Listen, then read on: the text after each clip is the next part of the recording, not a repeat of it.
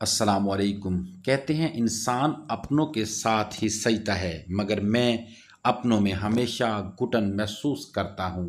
میرا نام مراد ہے، 3 بہن بھائیوں میں میرا آخری نمبر ہے۔ عموماً چھوٹے گھر بھر کے لاڈلے ہوتے ہیں، لیکن میں نے ہوش سنبھالتے ہی خود کو نظر انداز ہوتے پایا۔ امی کو ہم تینوں میں سے طلحہ سے سب سے زیادہ محبت تھی۔ طلحہ پوری روٹی کھاؤ، طلحہ تمہیں پوٹھ کا گوشت پسند ہے، اسی لیے تو میں نے یہ بوٹی ڈالی ہے۔ طلحہ کی رکابی بوٹیوں سے بھری رہتی۔ آپا سے بھی امی کی محبت بس یوں ہی سی تھی، لیکن میں نے آپا کو اس معاملے میں بے فکر دیکھا۔ وہ ناولوں کی شوقین تھی، ان کی گفتگو بھی ناولوں کے گرد گھومتی۔ میں طلحہ کے مقابلے میں امی کا خود سے برتاؤ دیکھتا تو گمان ہوتا کہ شاید میں ان کی اولاد ہی نہیں، اور جب آپا سے ذکر کیا تو وہ ہنستی۔ ایسی باتیں تو میں ناول میں پڑھا کرتی ہوں۔ ہمارے ابو کو بس پیسہ جمع کرنے، جائیداد خریدنے سے رغبت تھی۔ خوب چلتا ہوا کریانہ سٹور تھا، لیکن امی کے ہاتھ میں ہمیشہ نپی تلی رقم رکھتے۔ شروع میں نے امی کو قناعت کرتے دیکھا، لیکن جیسے جیسے ہر سال جائیداد بڑھنے لگی تو ابو کے جھوٹ کھلنے اور خرچے کے لیے امی کا مزید پیسوں کا مطالبہ زور پکڑنے لگا۔ تیرا میرا سے ہوتے ہوتے نوبت جھگڑوں تک آ گئی، اور ان جھگڑوں میں طلحہ ہمیشہ امی کا حمایتی ہوتا، جبکہ میں اور آپا خاموش تماشائی۔ امی کی حمایت کا فائدہ یہ ہوتا کہ امی طلحہ پر نچھاور رہتی۔ مجھ سے یہ سب برداشت نہیں ہوتا تھا۔ اکثر سوچتا کیا میں بھی طلحہ کو کسی کنویں میں پھینک آؤں، مگر محبت تو پھر بھی نصیب نہ ہوگی، الٹا یعقوب کی بینائی جائے گی، اور مجھے یہ بھی منظور نہ تھا۔ آپا کے سالانہ پرچے ختم ہوئے تو انہوں نے دل میں پنپتی خواہش سے آگاہ کیا، میں ناول نگار بننا چاہتی ہوں، رضیہ بٹ جیسے خوبصورت ناول لکھوں گی۔ سب نے چونک کے دیکھا، لیکن ایک تو کوئی کہانی ہی ذہن میں نہیں، اور جو ذہن میں ہے اس پر پہلے سے کسی نہ کسی نے لکھ رکھا ہے۔ آپا کی اس بات پر امی اور میں کہا لگا کر ہنس پڑے۔ طلحہ اوسط درجے کا، جبکہ میں ایک ہونہار طالب علم تھا۔ کبھی کبھار پوزیشن بھی آ جاتی تھی، لیکن پہلی پوزیشن پہلی بار آئی اور مجھے ایک خوبصورت ٹرافی انعام میں ملی۔ گھر واپسی پر میں بہت خوش تھا، جبکہ طلحہ کے چہرے پر مایوسی چھائی ہوئی تھی۔ ذرا دکھاؤ، اس نے ہاتھ بڑھا کر ٹرافی پکڑ لی، اور پھر اگلے ہی لمحے وہ زمین بوس ہو چکی تھی۔ سوری، جان بوجھ کر نہیں گرائی، ہاتھ سے گر گئی، سوری، وہ بولا، لیکن چہرے پر معذرت کا شائبہ تک نہ تھا۔ پل کے پل مجھے ایسا غصہ آیا کہ میں اس پر چڑھ دوڑا۔ میرے مکے کے جواب میں اس نے بھی گھونسا مارا۔ ہم باقاعدہ لڑنے لگے۔ ایک پڑوسی گزرے تو انہوں نے بیچ بچاؤ کروا کے گھر تک چھوڑا۔ ٹرافی کئی چھوٹی چھوٹی ٹکڑیوں میں بٹ چکی تھی۔ میں نے چند ٹکڑے اٹھا لیے، گھر آ کر امی کو وہ ٹکڑے دکھائے۔ میں کلاس میں فرسٹ آیا تھا۔ ٹرافی میری تھی، طلحہ نے توڑ دی، ہاتھ سے گر گئی تھی، جان بوجھ کر نہیں توڑی، وہ فوراً بولا۔ اور طلحہ، تمہارا رزلٹ؟ امی کا سوال تھا۔ میں بھی پاس ہوں، بہت بہت مبارک ہو تم دونوں کو۔ اور مراد، طلحہ تمہارا بھائی ہے، وہ تمہارا انعام کیوں توڑے گا؟ امی، طلحہ نے ٹرافی جان بوجھ کر توڑی ہے۔ آپ کو کبھی میری بات پر یقین نہیں آتا، کیونکہ آپ کو طلحہ زیادہ اچھا لگتا ہے۔ میں نے احتجاج کیا، تم دونوں میرے بیٹے ہو، میں تم دونوں سے ایک جتنا پیار کرتی ہوں۔ امی آہستگی سے وضاحت دے رہی تھی۔ میں چپ چاپ سر جھکائے بیٹھا رہا۔ اچھا مراد، پہلی بار اول آئے ہو، امی سے انعام نہیں لوگے؟ آپا ماحول کی کشیدگی کم کرنے لگی۔ امی نے دوپٹے کے پلو سے بندھے 100 روپے میری ہتھیلی پر رکھ دیے۔ رہنے دے امی، آپ کے پاس پہلے ہی پیسے نہیں ہوتے۔ میری آنکھوں میں آنسو تھے۔ چل چل، رکھ، میرا بیٹا پہلی بار اول آیا ہے، میں اسے انعام بھی نہ دوں؟ امی نے زبردستی میری مٹھی بند کر دی۔ دن اسی طرح گزر رہے تھے کہ اچانک آپا کی شادی کا ہنگامہ جاگ اٹھا۔ آپا، آپ کی ناول لکھنے کی خواہش؟ میں نے معصومیت سے پوچھا۔ بس مراد، کیا بتاؤں، مصنفین بہت تیز ہیں، میرے لکھنے کے لیے کوئی موضوع ہی نہیں چھوڑا۔ آپا نے بہت سہولت سے ہتھیار ڈال دیے۔ محلے میں شادی کارڈ بانٹنے کا کام میرے ذمہ لگا۔ ابتدا ساتھ والے زاہد صاحب کے گھر سے ہی کی۔ میں ہوں مراد۔ زاہد صاحب کی زوجہ نے دستک کے جواب میں کہا، لو، تم تو اپنے بچے ہو، اندر آ جاؤ، بہت بہت مبارک ہو، چائے پی کر جانا۔ نہیں خالہ۔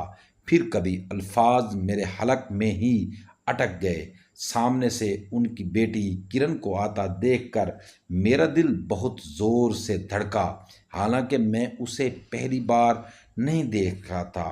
مجھے دیکھ کر کرن اپنا دوپٹہ درست کرنے لگی۔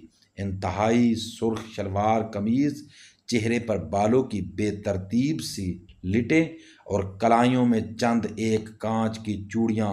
اس نے دور سے مجھے سر کی جنبش سے سلام کیا تو مجھے ہوش آیا۔ بمشکل تمام اپنے آپ کو سنبھالتا باہر آیا۔ ایسا لگا جیسے میری کوئی چیز ان کے گھر میں ہی رہ گئی۔ کرن کا سراپا میری نظروں کے سامنے گھوم رہا تھا۔ بمشکل تمام کارڈ بانٹے اور گھر آتے ہی چارپائی پر ڈھہ گیا۔ میرا پورا بچپن کرن کے ساتھ کھیلتے کودتے گزرا تھا، تو پھر آج یہ ایسا کیا ہو گیا؟ میں عجیب حواس باختہ سا تھا۔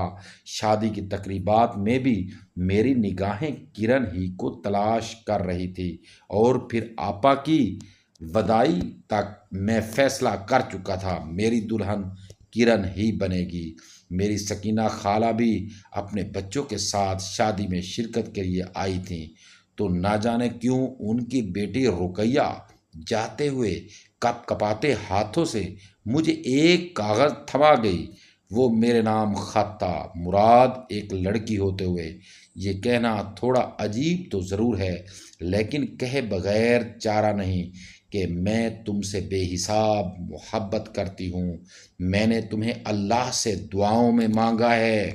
جواب کی منتظر رقیہ، اگر یہ خط مجھ پر وارد محبت سے پہلے کا قضیہ ہوتا تو اور بات ہوتی۔ میں نے رکا ٹکڑے ٹکڑے کر کے کوڑے دان میں ڈال دیا۔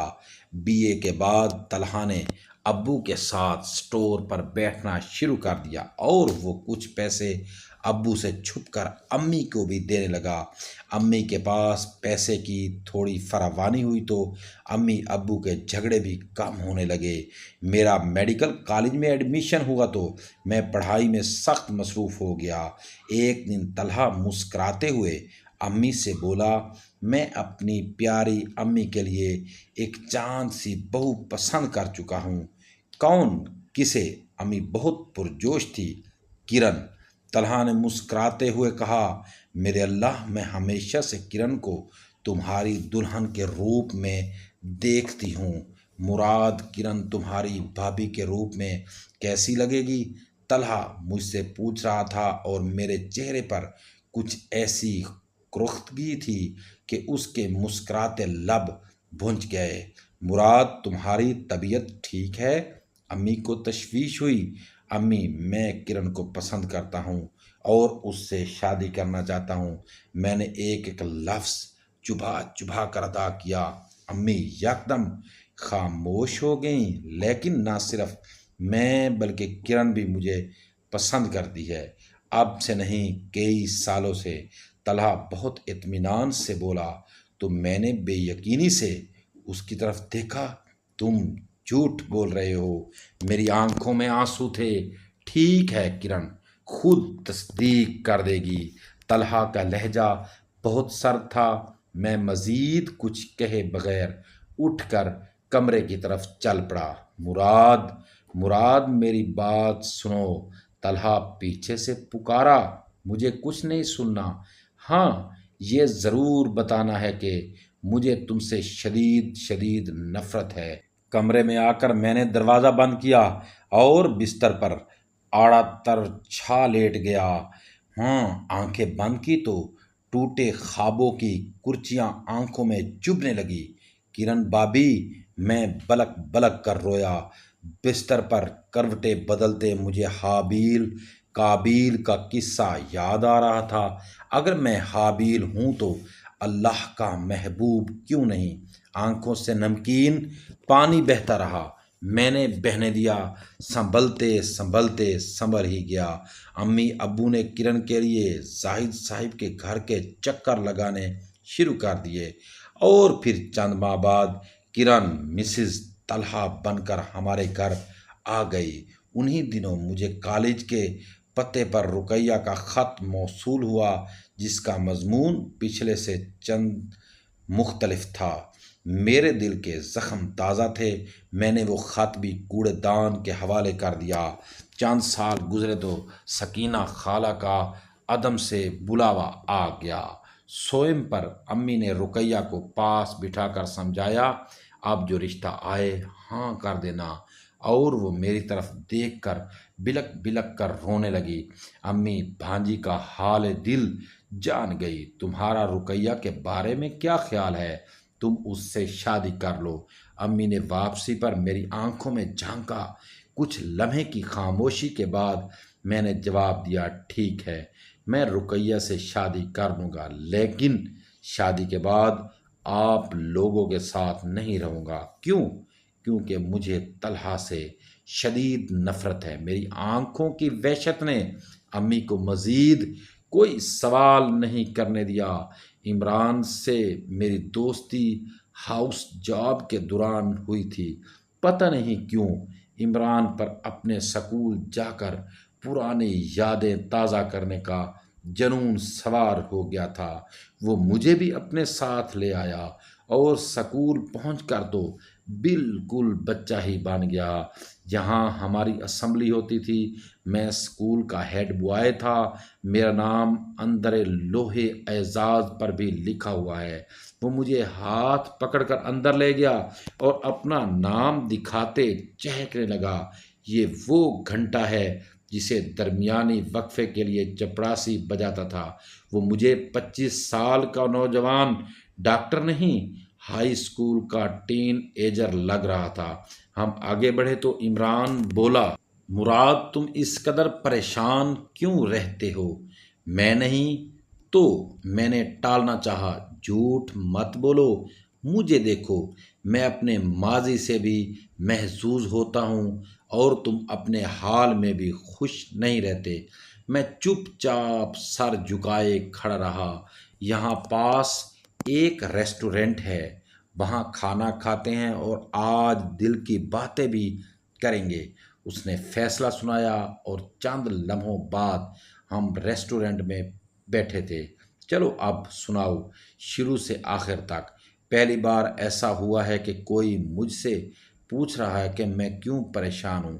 میں نے اس کی طرف دیکھا، اب یہ خود ترسی ہے یا کچھ اور، اس کا فیصلہ میں تمہاری کہانی سننے کے بعد ہی کروں گا۔ چند لمحوں کی خاموشی کے بعد میں گویا ہوا تو جیسے زندگی بھر کا جمع شدہ لاوابہ نکل گیا۔ ہاں، وہ پوری توجہ انہماک سے میری رام کہانی سنتا رہا، بس یا مزید کچھ۔ وہ میرے لرزتے کانپتے وجود کو سہارا دیتے ہوئے بولا تھا، نہیں، مزید کچھ نہیں۔